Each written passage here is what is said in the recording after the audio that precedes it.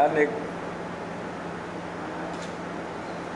निर्धारित विभाग है कल्याण से संबंधित, लेकिन बाकी तो विकास में हर विषय आता है।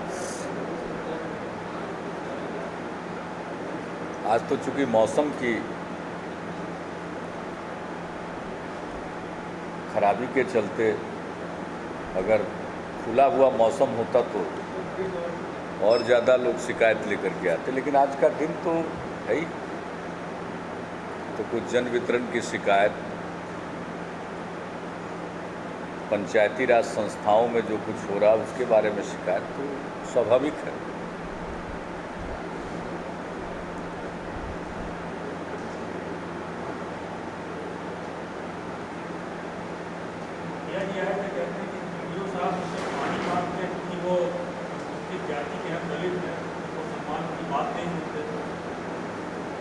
हमसे तो ऐसा नहीं बोले, लेकिन जो भी शिकायत की है सब अधिकारी तुरंत जांच पड़ताल करें।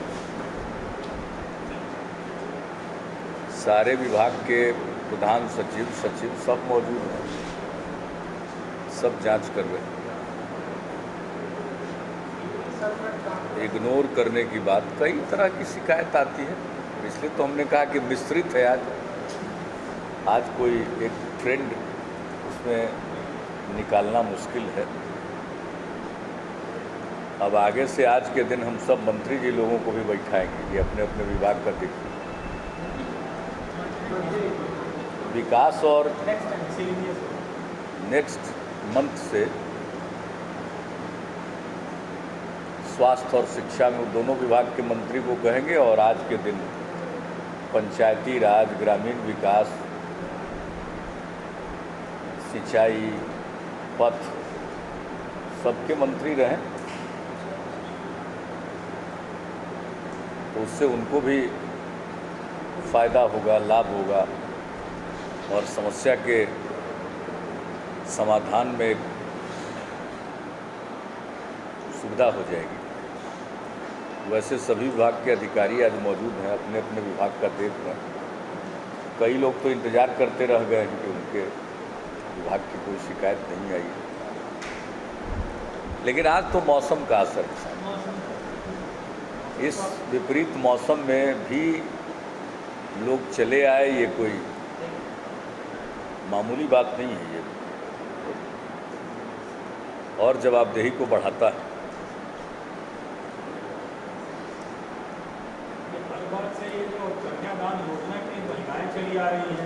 नहीं, अभी इसका विज्ञापन निकलवाएंगे। ये कोई न कोई कुछ छपवा के बंटवा रहा है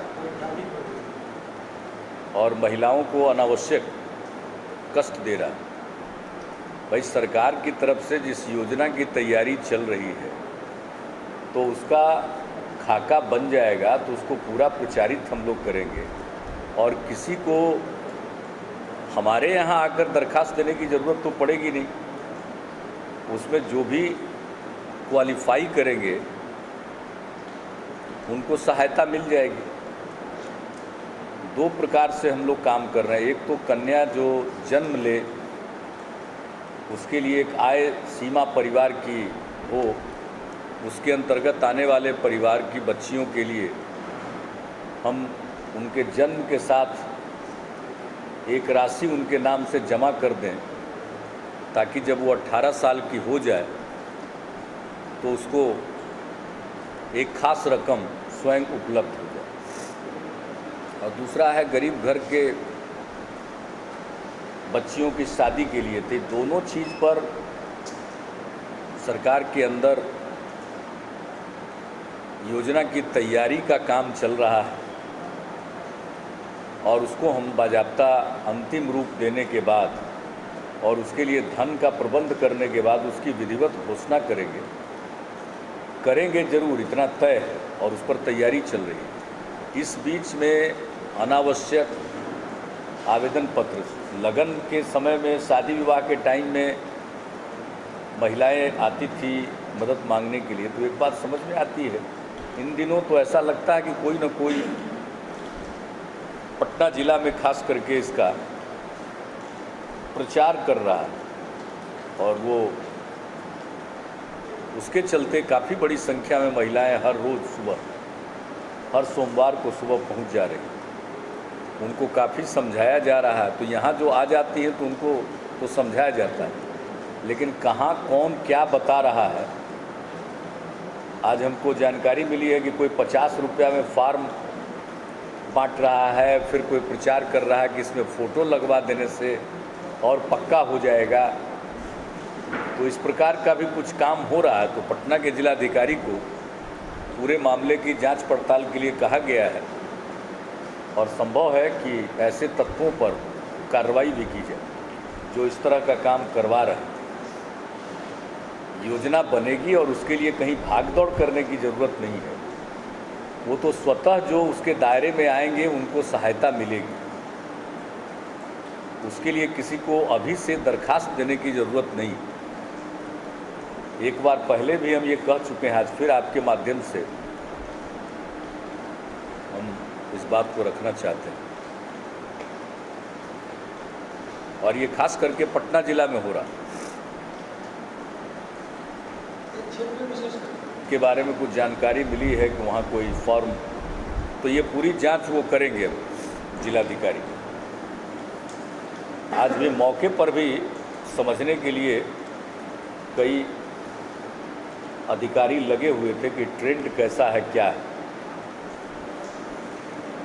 लेकिन गरीब परिवारों के मदद के लिए एक योजना हम लोग बना रहे हैं और जब वो योजना ठोस शक्ल ले लेगा तो उसकी बाज़ाब्ता विधिवत घोषणा हम लोग करेंगे।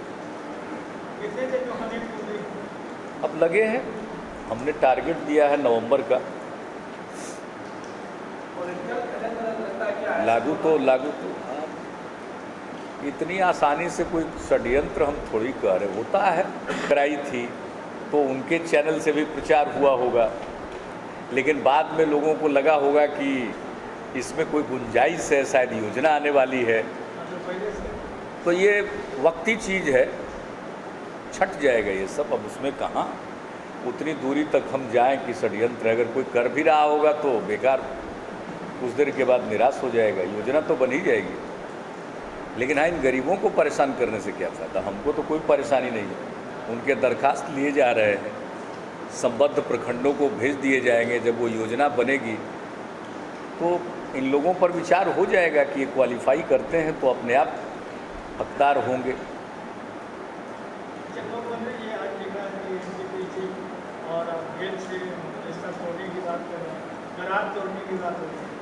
बिजली के क्षेत्र में 3-4 अहम बातें हैं। कल हमने फिर इस पर चर्चा की है और 2-3 विषय हैं। एक तो हमारी जितनी ज़रूरत है बिजली की खपत है, उस हिसाब से बिजली उपलब्ध है नहीं और इसके कारण लोड शेडिंग की आवश्यकता पड़ती है। निर्बाध गति से बिजली की आपूर्ति संभव नहीं हो पाती है, क्योंकि जितना बिजली की आवश्यकता है उतना बिजली हमारे पास उपलब्ध नहीं है। उसका एक बड़ा कारण है कि बिहार में कोई बिजली संयंत्र काम नहीं कर रहा है। अगर लघु जल बिजली परियोजनाओं को छोड़ दें, जिससे मुश्किल से 10-20 मेगावाट का उत्पादन होता है, उसको छोड़ दें तो कोई ताप बिजली घर काम नहीं कर पा रहा। बंटवारा के बाद बिहार को 2 बिजली घर नसीब हुआ, बरौनी और कांटी, दोनों बंद। अब दोनों के जीर्णोद्धार के लिए 2 अलग अलग समझौता हम लोगों ने किया।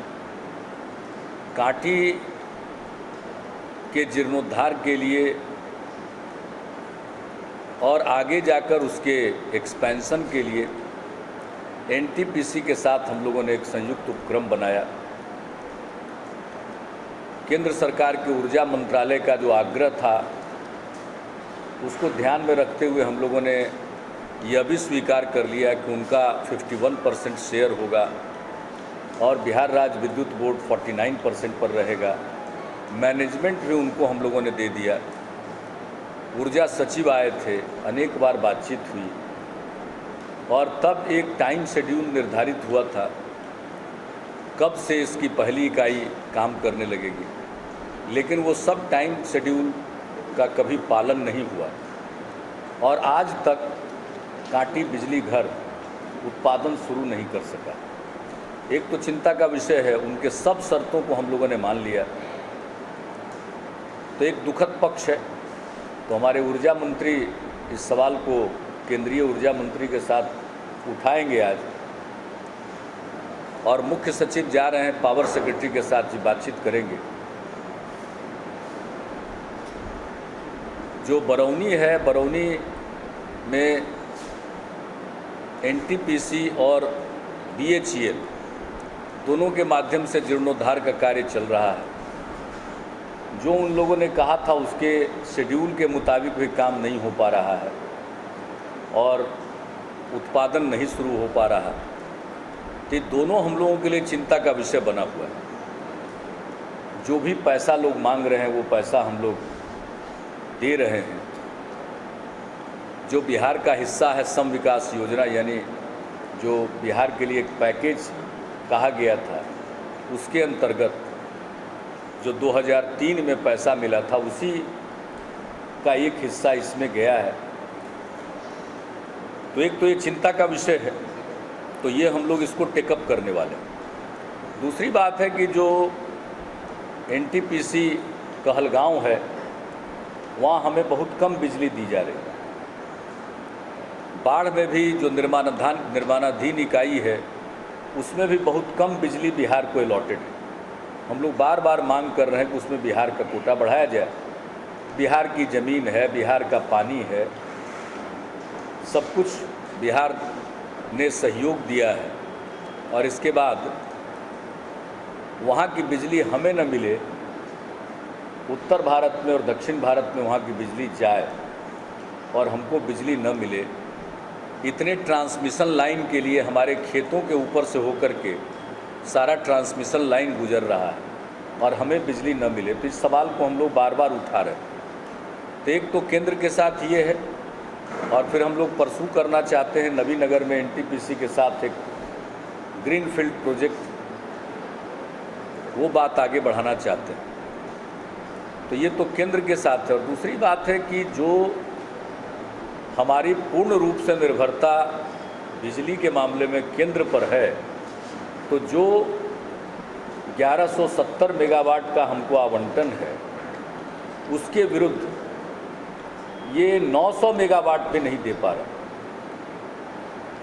कल हमने समीक्षा की, तो कल स्थिति में सुधार आने के बाद, यानी तालचेर की एक इकाई के चालू होने के बाद भी कल मुझे बताया गया कि 820 मेगावाट पर ही हुआ है।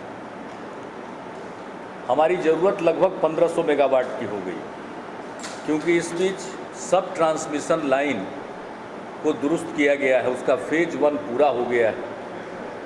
फिर ग्रामीण क्षेत्रों में विद्युतीकरण का काम चल रहा है तेज़ी से। तो इसके चलते बिजली की आवश्यकता बढ़ी, और हमारा जो कोटा है, जो निर्धारित है, वो भी पूरा नहीं मिल पा रहा। हमने पिछले साल भी काफ़ी आग्रह किया था ऊर्जा मंत्री से कि कम से कम 300 मेगावाट बिजली बिहार को और मिले। तो फिर हम इस सवाल को उठा रहे हैं कि 300 मेगावाट मिले, और कम से कम अभी जो ये रमज़ान का पवित्र महीना चल रहा है और आगे दशहरा वगैरह पर्व त्यौहार का, इसको ध्यान में रखते हुए हम शाम और रात में कम से कम 10-11 बजे रात तक, शाम से लेकर और सुबह में लोगों को बिजली दे पाएँ, इसके लिए ज़रूरत भर बिजली हमें आवंटित किया जाए। ये भी हम लोगों ने आग्रह किया। हमने ये बिजली बोर्ड को कहा है कि आप जले हुए ट्रांसफार्मर को तेज़ी से बदलने के लिए अपने पास इन्वेंट्री रखिए, पर्याप्त भंडारण रखिए ट्रांसफार्मर का। 100 केवीए का है, 63 केवीए का है, 200 केवीए का है, जो भी रिक्वायरमेंट है उसके हिसाब से रखिए। और जहां ट्रांसफार्मर जल जाता है उसका रिप्लेसमेंट यथाशीघ्र करिए, इसके लिए भंडारण कीजिए। और हमने यह भी कहा है उनको कि आप बिजली बोर्ड सहायता उनको कर देंगे, लेकिन हर सूरत हाल में इनको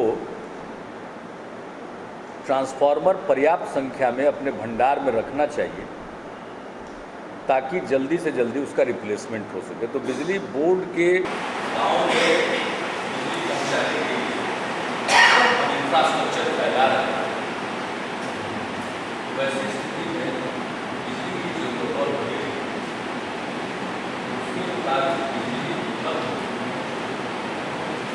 उसके लिए सभी कदम उठाने होंगे। तो कुछ लोग कदम उठा रहे हैं और वो कुछ स्थिति पर निर्भर है। और मैं तो चाहूँगा कि यहाँ के सभी दल के लोग गाँव में और बाढ़ बिहार को ज़्यादा शेयर मिले, इसके लिए अपने प्रभाव का इस्तेमाल जो ये पार्टनर्स हैं, बिहार के विकास की मुझे चिंता है और उनसे जाकर करें ज़्यादा करवाए। अब उस समय की सरकार इसलिए अगर मांग कम नाम मात्र का बिजली दे रही है तो ये सारे विषय केंद्र से संबंधित हैं, उनसे उठाएंगे। लेकिन जो भी बिजली है उसको ठीक ढंग से डिस्ट्रीब्यूट करें, इसके लिए भी बिजली बोर्ड को हमने कहा।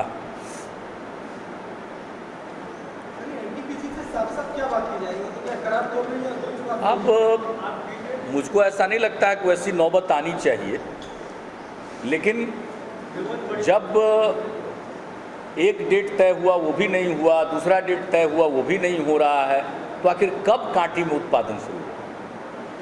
उत्पादन अगर शुरू होता तो उतनी बिजली तो हमें उपलब्ध रहती, वो तो एक्सक्लूसिव हमारे लिए बिजली थी। तो ये बात होनी है ना कि भाई इसको तेजी से कराइए और जो शेड्यूल आपने तय किया है उसको पूरा कीजिए।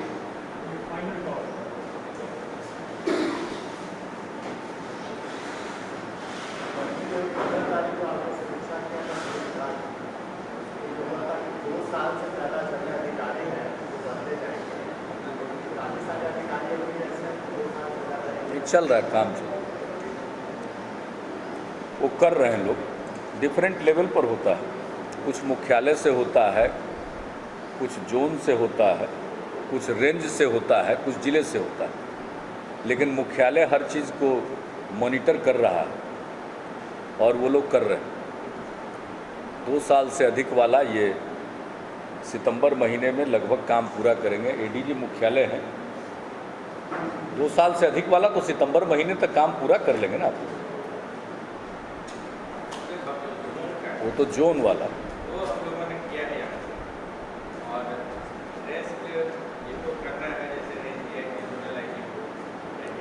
हाँ वो बता दिया, मतलब वो सितंबर महीने में पूरा। आप जब गुस्सा में होते हैं और कहते हैं किसी डीएम को कि आपके सस्पेंशन के लिए ही काफ़ी है, आप खाली तबादला करके देते हैं, अगर कुछ दूर जाए सस्पेंड है। जैसे मायावती ने एक स्टॉक में कर दिया तो उसका असर तो पड़ा। एक बिहार चीज इतनी जल्दी सुधरने वाली नहीं। आप इतना सॉफ्ट हो जाते हैं आपने के समय, हम सॉफ्ट नहीं, जब एक्शन में आता है सॉफ्ट हो जाए। जितना शॉक देना चाहिए उतना ही देना चाहिए जितना बर्दाश्त कर सके। बिहार का जो पूरा का पूरा सिस्टम है वो जर्जर है, आप बहुत शॉक दीजिएगा तो कोलैप्स कर जाएगा। लेकिन आपको प्रसन्नता होनी चाहिए कि इतने बड़े पैमाने पर रिलीफ ऑपरेशन चल रहा है, इतने बड़े पैमाने पर डेवलपमेंट का काम शुरू हो गया, टीचर का रिक्रूटमेंट होने लगा, ये काफ़ी बड़े बड़े काम हो रहे हैं। और तब जबकि हमने पिछली दफ़ा भी आपको बताया था कि जो स्वीकृत बल है सरकारी तंत्र का, उससे काफ़ी कम संख्या पर काम हो रहा है। अब समय पर रिक्रूटमेंट ऐसी चीज़ है कि इसको नियमित तौर पर समय पर किया जाना चाहिए। संख्या होगी, सरकारी तंत्र में अधिकारी कर्मचारी वो भी पर्याप्त संख्या में होंगे, शिक्षक, डॉक्टर, इंजीनियर। आज ये नौबत आती है कि हमको योजनाओं को क्रियान्वित करना है और हमारे पास पर्याप्त संख्या में इंजीनियर नहीं। हम हेल्थ सर्विसेज को स्वास्थ्य उपकेंद्र तक दुरुस्त करना चाहते हैं, लेकिन हमारे पास पर्याप्त संख्या में डॉक्टर या पैरामेडिक्स स्टाफ नहीं है। तो ये सब को जो अब एक नियमित तौर पर नियुक्ति की प्रक्रिया को भी एक तरफ अपनाकर और दूसरी तरफ अनुबंध पर लोगों को तत्काल की ज़रूरत को पूरा करने के लिए रखने से ये काम हो रहा है। अब पुलिस जब हम आए तो देखा कि पुलिस बल की संख्या कम है और हमारे पुलिस फोर्स का एवरेज एज 38 ईयर्स है और सब कुछ करना है, और पता चला कि अचानक केंद्र ने पूरा सीआरपी को विड्रॉ कर लिया। नाम मात्र की कुछ कंपनियां बच गईं। वैसी स्थिति में हम लोगों ने एक निर्णय लिया कि भूतपूर्व सैनिकों को हम रखेंगे साल भर के अनुबंध पर। आपने उसका फ़ायदा देखा, और अब इस साल तो हम 11,500 लोगों की संख्या को स्वीकृत कर चुके हैं। उपलब्धता जितनी हो, अंदाज किया जा रहा है कि 7,000 7,500 तक जरूर उपलब्ध हो जाने चाहिए। तो ये सब कदम से इस बीच में बहाली की भी प्रक्रिया शुरू हो गई। तो रेगुलर बहाली के जरिए जहां एक तरफ लोग उपलब्ध हो जाएंगे, वहीं दूसरी तरफ वक्ती ज़रूरत को पूरा करने के लिए ये कदम उठाया गया। तो इस सबसे फ़ायदा हुआ, का विभाजन हुआ। तो बिहार में जितनी आबादी है उस अनुपात में आईएएस और आईपीएस के लोगों की संख्या का निर्धारण नहीं हुआ। ये विषय भी हमने प्रधानमंत्री जी से उठाया कि भाई जो हमारा कार्डर स्ट्रेंथ है उसको भी बढ़ाना चाहिए। तो एक नहीं कई समस्या हैं। तो हम लोगों ने जो पहल की है पिछले 1.5 वर्षों में, उसका फ़ायदा तो आपको दिखने लगेगा जब सब तरफ आपको लोग दिखेंगे। आज हालत